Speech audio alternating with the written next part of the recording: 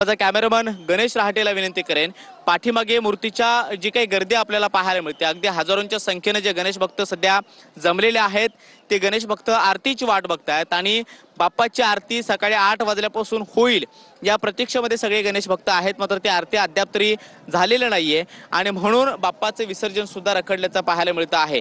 पाण्याची पातळी वाढल्यामुळे लालबागच्या राजाची मूर्ती सध्या समुद्रामध्ये अडकून पडलेले आहे आणि त्यामुळे मूर्तीचे विसर्जन खोल समुद्रामध्ये करण्याची जी काही परंपरा आहे लालबागच्या राजा सार्वजनिक गणेशोत्सव मंडळाची, त्याला सुद्धा कुठेतरी आता उशीर होताना पाहायला मिळतोय। मंडळाने हे स्पष्ट केलंय की आम्ही काही करून मूर्ती आतमध्ये नेऊनच विसर्जित करणार, त्यासाठी आम्हाला वाट पाहावी लागली तरी सुद्धा काही हरकत नाहीये, कारण तराफा आम्ही तसा तयार ठेवलेला आहे। फक्त पाण्याची पातळी वाढल्यामुळे मूर्तीला तराफ्यामध्ये हलवणं कठीण जातंय आणि म्हणून पाण्याची पातळी एकदा का कमी झाली की आम्ही त्याला मूर्तीला तराफ्यामध्ये हलवू आणि त्यानंतर लालबागच्या राजाचं खोल समुद्रामध्ये नेऊन विसर्जन करू। मात्र सध्याचे आपण पाहतोय गिरगाव चौपाटीवरती अजूनही काही सार्वजनिक गणेशोत्सव मंडळांच्या मूर्त्या आपल्याला पाहायला मिळतात। कॅमेरामन गणेश रहाटेला विनंती करेन की अगदी डाव्या बाजूला आपण पाहतोय इतरही काही मूर्त्या आहेत त्या विसर्जनाच्या प्रतीक्षेमध्ये आहेत। काल अनंत चतुर्दशी होती, काल खरं तर विसर्जनाचा दिवस होता आणि कालच सगळ्या मूर्त्यांचं विसर्जन होणं अपेक्षित असतं। मात्र मुंबईतल्या ज्या मानाचे गणपती आहेत त्यांचे विसर्जन मिरवणुका इतक्या लांबतात की रात्रभर या मिरवणुका चालतात आणि त्यामुळे सकाळी पहाटे लवकर या गणेश मूर्तींचे विसर्जन जे आहे ते समुद्रामध्ये केलं जातं। मात्र आज बराच वेळ आपण पाहतोय की अगदी दरवर्षीचा इतिहास बघितला तर कधी कधी दुपारची संध्याकाळ होते विसर्जनाच्या दिवसाच्या दुसऱ्या दिवशीची, तरी सुद्धा विसर्जनाच्या जी काही प्रक्रिया आहे ती पूर्णपणे आटोपत नाही आणि म्हणून आताही आपण पाहतोय की लालबागच्या राजाचं विसर्जन हे जवळपास 11 वाजण्याच्या सुमारास समुद्रामध्ये पार पडतं। 9 ते 10च्या दरम्यान विसर्जनासाठी सगळा जो तराफा आहे तो रवाना होतो आणि त्यानंतर विसर्जनाची सगळी प्रक्रिया पूर्ण होते। मात्र आता यावर्षी 11 वाजलेले आहेत, मात्र 11 वाजल्यानंतर सुद्धा विसर्जनाचा जो काही तराफा आहे त्या तराफ्यावरती लालबागच्या राजाला अजून स्थलांतरित करण्यात आलेलं नाहीये, चढवण्यात आलेलं नाहीये आणि म्हणून विसर्जन जे आहे ते लांबल्याचं आपल्याला पाहायला मिळतं। त्यामुळे लो टाईड कधी येते आणि पाण्याची पातळी कमी झाल्यानंतर पुन्हा एकदा या मूर्तीला तराफ्यावरती चढवलं जाईल आणि त्यानंतर खोल समुद्रामध्ये नेऊन या मूर्तीला विसर्जित केलं जाईल। या सगळ्या गणपतीच्या पूर्ण कार्यकाळामध्ये लालबागच्या राजाला जी काही मदत आहे किंवा इथे जी काही बरीचशी व्यवस्था आहे ती अनंत अंबानी आणि अंबानी कुटुंबियांकडून करण्यात आलेली होती। अनंत अंबानी हे सुद्धा स्वतः जातीने विसर्जनासाठी हजर होते। मात्र पाण्याची पातळी जेव्हा वाढली आणि मूर्तीला तराफ्यावरती स्थलांतरित करण्यासाठी असंख्य अडचणींचा सामना करावा लागत होता, त्यावेळेला मात्र अनंत अंबानी यांना दुसऱ्या एका स्पीड बोटीमध्ये स्थलांतरित करण्यात आलं, शिफ्ट करण्यात आलं आणि त्यानंतर त्यांना थोडं बाजूला येऊन त्यांनी आपली बोट लावलेली होती। मात्र विसर्जनाच्या पूर्ण या सगळ्या कामावरती त्यांचं बारीक लक्ष असल्याचं सुद्धा पाहायला मिळतं आहे।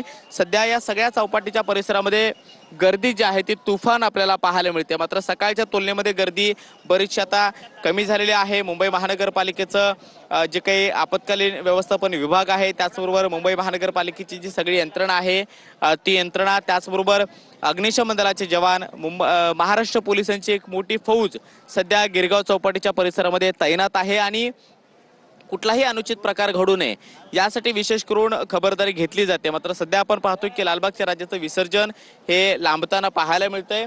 मुंबईच्या गिरगाव चौपाटीच्या समुद्रामध्ये अगदी कमरेभर पाण्यामध्ये लालबागच्या राजाची मूर्ती आपल्याला पाहायला मिळते आहे। तराफ्यावरती चढवण्यासाठी लालबागच्या राजा मंडळानं बरेचसे प्रयत्न केले, मात्र त्या प्रयत्नांना फारसं यश आलेलं नाही आणि म्हणून आता पाण्याची पातळी जोपर्यंत कमी होत नाही तोपर्यंत आम्ही थांबण्याचा विचार करतोय आणि मग नंतर पाणी जेव्हा कमी होईल तेव्हा मूर्तीला पुन्हा एकदा तराफ्यावरती हलवू, तराफ्यावरती चढवू आणि त्यानंतर लालबागच्या राजाचं विसर्जन हे खोल समुद्रामध्ये करू, अशा पद्धतीचं लालबागच्या राजा सार्वजनिक गणेशोत्सव मंडळाच्या वतीनं सध्या तरी स्पष्ट करण्यात आलेलं आहे। त्यामुळे सध्याची हाय टाईड आहे ती कधी कमी होते आणि पाण्याची पातळी कमी झाल्यानंतर विसर्जन कधीपर्यंत पार पडतं हे पाहणं महत्त्वाचं असणार आहे।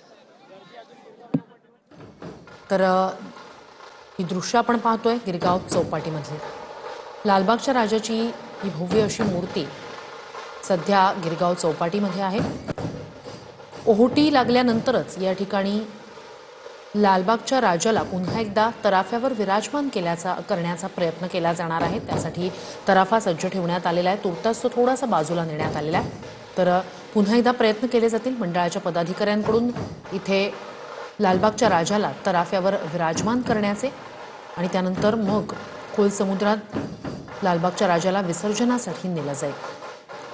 तर काल साधारणतः 12-12:30च्या सुमारास लालबागच्या राजाच्या विसर्जन मिरवणुकीला सुरुवात झालेली होती आणि तेव्हापासून आज सकाळी जेव्हा गिरगाव चौपाटीवर ही विसर्जन मिरवणूक आली तोपर्यंत हा सगळा उत्साह वाखाणण्याजोगा होता। भक्तांमध्ये एक वेगळाच उत्साह संचारलेला होता। बाप्पाला निरोप दिला जातो तेव्हा एकीकडे वाजत गाजत असतो, दुसरीकडे डोळ्यात अश्रू सुद्धा असतात। सध्याची ही दोन दृश्य आपण पाहतोय। गिरगाव चौपाटीवर लालबागच्या राजाची ही भव्य अशी मूर्ती सध्या समुद्रात आहे।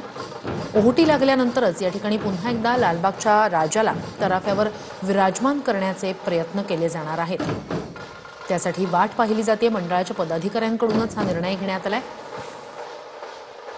तर दुसरीकडे पुण्यातील विसर्जन मिरवणुका आपण पाहतोय।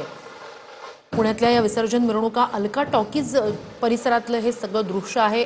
या विसर्जन मिरवणुकींमधला सुद्धा तरुणाईचा उत्साह, पुणेकरांचा उत्साह जरा सुद्धा कमी झालेला नाही। हा उत्साह आत्ता सुद्धा तितकाच आपण पाहतोय जसा तो काल विसर्जन मिरवणूक सुरू झाल्यानंतर दिसून आला होता।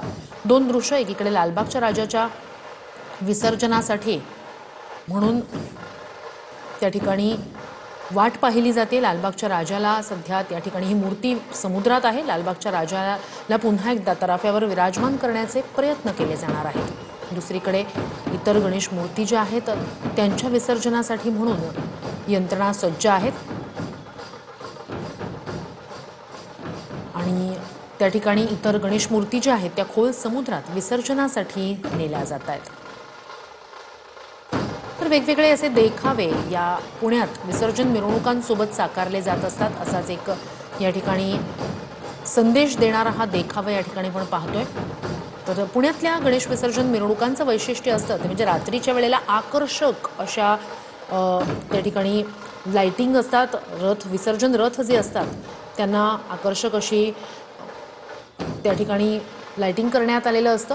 तर सकाळच्या वेळेला ज्या विसर्जन मिरवणुका निघतात तेव्हा जे विसर्जन रथ असतात ते असे सुरेख फुलांनी आरास त्यावर करण्यात आलेली असते। तर पुण्यातल्या विसर्जन मिरवणुकांचं हे अगदी वेगळं असं वैशिष्ट्य म्हणता येईल।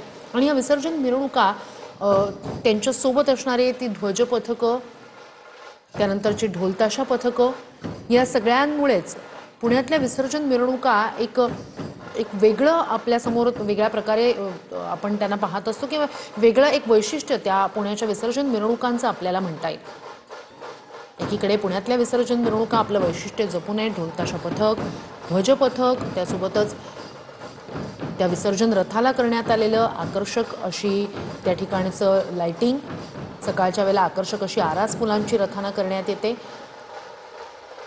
अशा या विसर्जन मिरवणुका पुण्यातल्या। दुसरीकडे मुंबईतल्या विसर्जन मिरवणुकांचं वैशिष्ट्य असतं ते म्हणजे भक्तांमधला उत्साह, ढोलताशाच्या गजरावर थिरकणारे मोठ्या संख्येनं सहभागी झालेले भक्त मंडळी असतात, गुलालाची उधळण असते आणि ठिकठिकाणी मोठ्या गणेश मूर्तींचं जे स्वागत त्या ठिकाणच्या रहिवाशांकडून केलं जातं तो सुद्धा मुंबईतल्या गणेश विसर्जन मिरवणुकीतला एक महत्त्वाचा असा भाग असतो।